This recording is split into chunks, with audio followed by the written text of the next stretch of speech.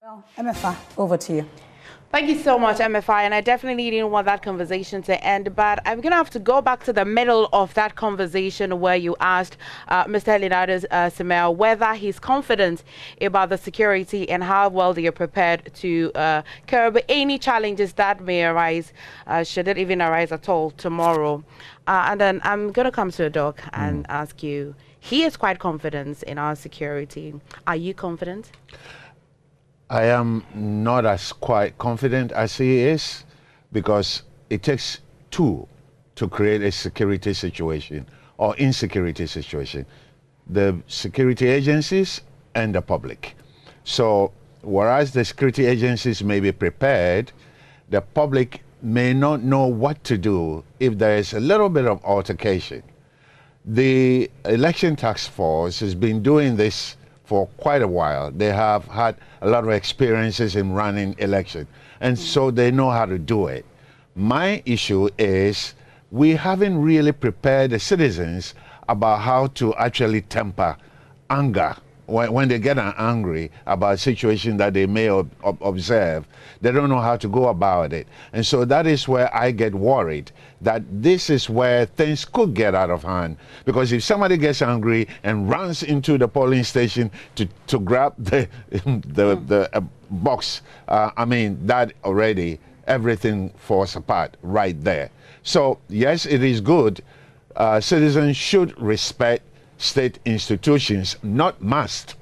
It's not an obligation, but it is our responsibility that we respect state institutions. However, they also have to control their expectations. I know that people want to see change, whether it is MPP or NDC. Change is coming no matter what. However, they should really, really temper their anger with a bit of patience and see that the security agencies do the work that they are doing. I worry about the proximity of the military to the polling stations. Well, the Ghana Armed Force actually issued a statement that they were not going to deploy military to the polling centers. But my colleague, Kwekwa Sante, earlier was just telling us when we started this coverage that the military says that, yes, they are not deploying at the polling centers, but they are deploying quite close, so that if there's the need for the military, it would be quite easily accessible. Do we really need that kind of deployment anyway? This is where it's quite concerning, because the Ghana police is quite capable of doing any intervention if it's necessary. The moment you call in the military, you actually are saying to the public that you don't have control over the situation anymore, because that is reinforcement. And I do not know whether the military is actually trained for election duties. And so for me, I would prefer that, yes, it's good for them to be ready in case there's massive need for support. However, I believe that Ghana police can do everything that will happen. And I do not expect so much violence to happen in this election, because everybody wants to see a fine resolution of the outcome. Well, Doc, let's take a trip to 2019. When the by-elections and Ayawaso West Wogon happened, and with that violence that we recorded, we're hoping that it was just a year, then we're going to go into election 2020. But we saw what happened in 2020. We lost some lives. And then MFI actually even mentioned that up until now, it feels as though that issue has not been clearly resolved, especially in Techiman South. And so every day we have confidence in our security. Mr. Leonardo Simeo mentioned you have also said that you have confidence in the security, but you're quite unsure about our preparedness as citizens. If the security, what happened in 2019, security agencies, and then we still saw what happened in 2020, tell me, as people, we have just few hours to go and vote. You're certain that we should have some assurances in the security? I believe that Ayawaso West Wagon was the worst situation possible that could have happened in a by-election. What happened just the 5th, when the security agencies were casting their vote and the MP was distributing food. It should never happen again, particularly not at Ayawaso West Wagon, because it's these kinds of events that actually can escalate into violent situation. So for me, we have learned a lot of lessons from Ayawaso West Wagon. Whether the white paper was followed, whether Emil Short's commission's recommendations were followed or not, we have learned quite a bit. I do not expect the same kind of situation to happen in any constituency, in any polling station this time around. Because even the police is ready and know how to de-escalate in case something like that were to happen. What I am not happy about is that the police has made no effort to arrest and question the MP for distributing the food, which is totally against the law. Oh, well, it's quite hayward against ours as well, especially the military. The media covered that story. And we're also learning that she had been invited by the special prosecutor as well. And even as well, the opposition, the candidate that is representing the NDC as well, they're both persons of interest.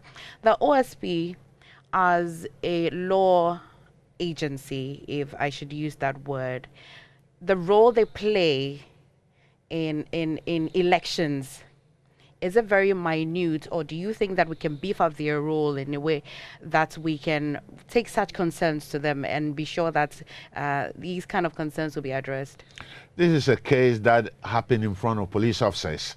There's no issue of probable cause. This is there. The evidence was right there. It's not a job of the OSC, the special prosecutor, to come into this. It's the police that should have initiated the process. And since they didn't initiate it, once things go to the special prosecutor, you know that it's actually, eventually, it's going to get lost somewhere. Doc, let's come to the EC.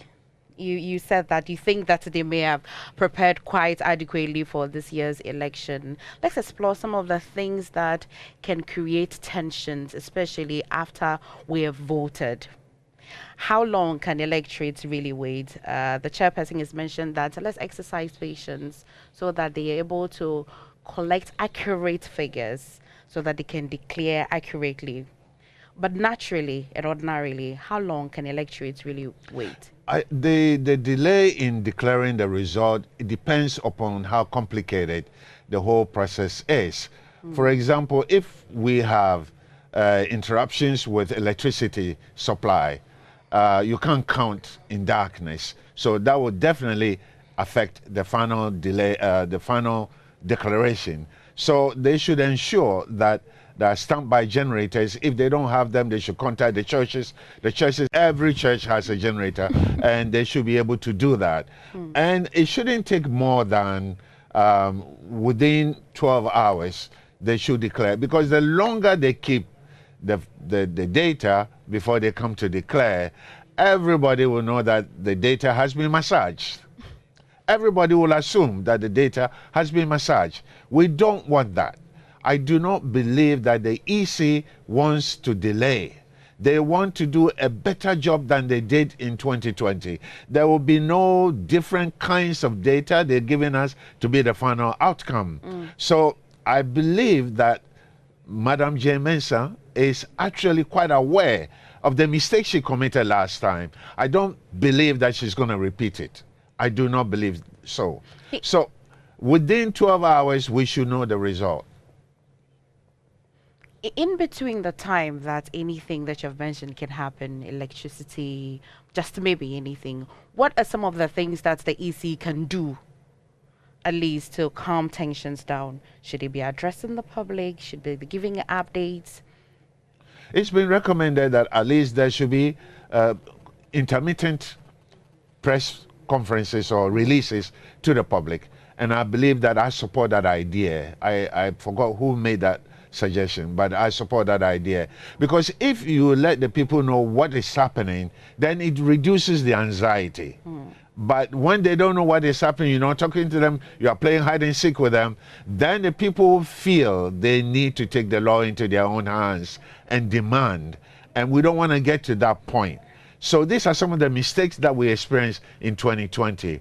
Like I said, I believe that Madam J. Mensah will not want her history to be written the way 2020 events took place. She wants a much better history for herself and for Ghana. Let's explore the campaigns and the political parties. How will you rate their performances, the languages, the tones in which they used in their campaigns? The rallies ended yesterday, and that's the wrap of all of their campaigns. The Ghana police has commented that it was quite an excellent performance and that there were no violence at all. And so they're quite impressed at the performance of these big political parties. But for you, the journey throughout the campaign trails, how would you assess how they campaigned and their language and how it's resonating with people? Ghana's democracy is becoming mature every time we run election. And what happened with the political, the candidates, the flag bearers, the language they were using, we noticed that it is definitely different. It's more polite, more professional, even though occasionally there was a temptation to snap at the opponent. And we saw some of that from the MPP yesterday. NDC closed their session by 7:30. MPP continued to 8:14. And there was a bit of, poking and going on, which I'm happy that NDC did not respond. So all in all, it has been a gentle, professional presentation of their points of view, of their programs, and of their manifestos. And so for that, I think we should clap for both parties. NDC has done well, and MPP has done well. The maturity that has been exhibited is because the public demanded. We don't want any foul language. We don't want you telling people Mahama is incompetent when we see incompetence in your own administration. So I believe that they have all listened to what the public wanted to hear, and they have conformed to the expectations of the public. And I'm very happy. I'm proud of both parties for what they have done. The issue of misinformation and disinformation. I mean, of course, over here at the election headquarters of multimedia here, we ensure that we put out credible information. But social media is just quite uncontrollable. Between now until declaration of results, what should people be looking out for? If you see anything at all on social media, what really should you look out for to know that this is misinformation or this is disinformation? I believe that anyone who is woke to the internet and misinformation should be totally aware that it has misinformation, disinformation has come to stay. You can't do anything about it. If you are woke to social media, you have to understand that it's going to be there. So when you get something, sometimes we get excited when you get a post from somebody, like say I get a post from you, I will conclude that it is credible, and then I keep pushing it on, and then it gets pushed on. I believe that any kind of post you get from anyone, you should suspect that it is possible that it may not be accurate. So before you post, try to verify that. And if you believe that the information is not accurate, don't worry about the content of it, because it's already out there. You can't stop it. And our cybersecurity system is not mature enough to be able to trace and identify the origination point of misinformation or disinformation. I believe that over time we will get there. Over time. And Doc, this is important because Ghana's population is really grown, especially the age that's below 30 years. It's grown nearly over 50% over the years. And it means that the voting electorate has grown a bit larger, which means that these people are going to be consuming a lot more information, especially during this election, if not from us here at the election headquarters, definitely on social media. Does this make this year's election any different at all, especially looking at the age group in this year's electorate? It is. When you have infusion of new demographics, young people into any kind of activity, you have to be very, very careful. They are sophisticated in the use of technology, better than people in my age group. However, they are also not careful about the information they get. So again, that changes the dynamics. I'm not saying that they are gullible, but it is easy to convince them, especially if something is on a social media platform they are addicted to, and you can really maneuver your way with them. You can actually get them to go along with you. So the political operatives, they are very much aware of this. Each one of these dominant political parties are very sophisticated in ICT, and they know what to do to inform their supporters about what to do. I think that the aspect that we have to be more careful about is the security aspect. Is Ghana police sophisticated enough to be able to see if something is beginning to emerge and is actually from a misinformation source? Would they be able to control that? This is where I say our cybersecurity capability is not mature enough to be able to isolate. And this is where we have to be very careful so that we don't let ourselves be led astray by that kind of information. Well, again, when Mr. Leonardo Simel was speaking to MFR, he mentioned that security personnel should be provided with adequate items or tools or accoutrements that they would need during these elections. What are all these things that they need? For example, the Ghana police, what really do they need for anything that looks like crowd control? They should have been given cameras to wear on their uniforms. Seriously.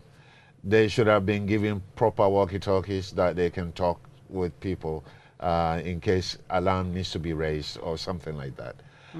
But all the other things like computer, laptops, and the rest, phones, capable phones that can actually do a good job and not run out of battery so quickly, it's a bit too late because the election is just tomorrow. Yeah. And any logistical supply, it takes a long time to do this for any security agency. So for me, I think they are ready. Given the capabilities that they have, individuals have their own phones. They will use that to support whatever officially is issued to them. And I believe that the body cam should have been there on every police officer. But for some reason, I believe that they have the body cam, but they don't wear them. And I don't understand them.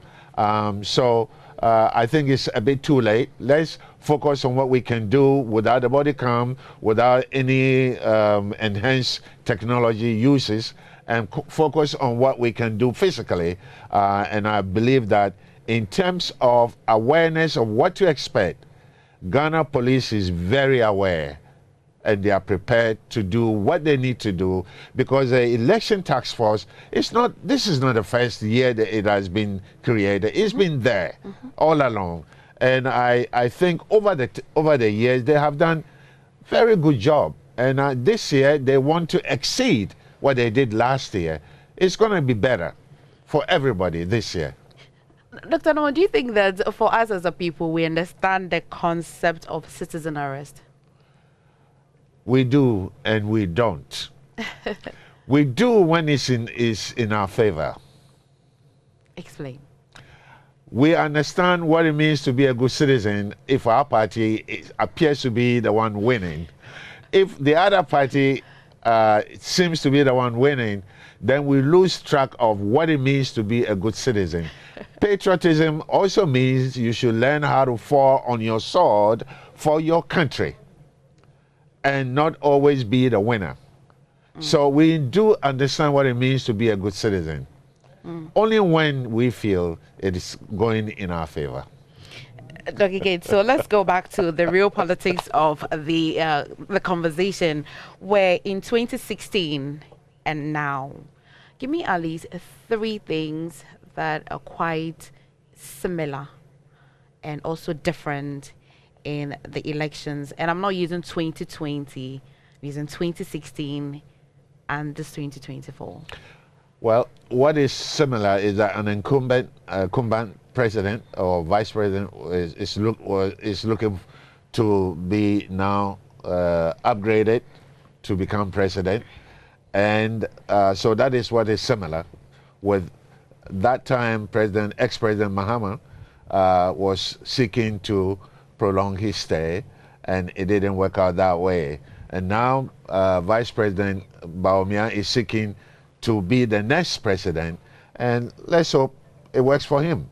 The other similarities is that President Mahama has been a president before, but he... Okay. All right, Doc. So we're going to come back, but we're going to cross over now yesterday, less than 24 hours ago. And I'm wondering, this matter has been given to the police to look into.